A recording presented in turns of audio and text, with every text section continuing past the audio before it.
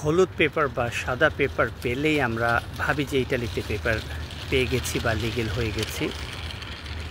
এটা আসলে একটা প্রভিজরিও, যেটাকে বলা হয় সাময়িক একটা পারমিশন, যেটার মাধ্যমে আমরা ইটালিতে কাজ করার পারমিশনটা পাবো। ইটালিতে হাজার হাজার বাংলাদেশি আছেন যারা বিভিন্ন ভাবে বা বিভিন্ন শহর থেকে সাদা একটা স্লিপ বা হলুদ একটা স্লিপ ইটালিয়ার পুলিশ স্টেশন থেকে পেয়েছেন, এবং এটা পেয়েই তারা ভাবছেন যে ইটালিতে থাকার হয়তোবা পারমিশন পেয়ে গেছেন। কিন্তু তারা অনেকেই বুঝতে পারেন না যে এই যে পেপারটা, এটা শুধুমাত্রই ক্ষণস্থায়ী একটা সময়ের জন্য। কিছুদিন পরে বা কয়েক মাস বা হয়তোবা এক বছরের বেশি সময়ের পরে তাদের ইন্টারভিউ হবে, আর সেই ইন্টারভিউতেই হচ্ছে ইটালিতে বৈধভাবে থাকতে গেলে সবচেয়ে বেশি প্রয়োজনীয়। কারণ তাদের ইন্টারভিউ নেওয়া হবে কি কারণে তারা বাংলাদেশ ছেড়েছে। অনেক বাংলাদেশিরা এটাই বোঝে না। তারা হয়তো বিভিন্ন মানুষকে 500, 1000 বা 2000 টাকা দিয়ে এই টেম্পোরারি বা ক্ষণস্থায়ী সাময়িক পেপারটা তারা নেয়, এবং এই পেপারটা নিয়েই তারা ভাবে যে ইটালিতে তারা চিরকালের জন্য বাস করতে পারবে।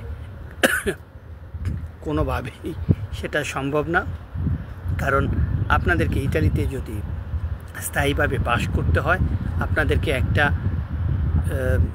সঠিক বা একটা ভালো একটা কাহিনী তৈরি করতে হবে, যেই কাহিনীটা আপনারা ম্যাজিস্ট্রেটের কাছে গিয়ে বলবেন, আর ম্যাজিস্ট্রেট সেই কাহিনীটা শুনে আপনাদেরকে ইটালিতে থাকার পারমিশন দেবে।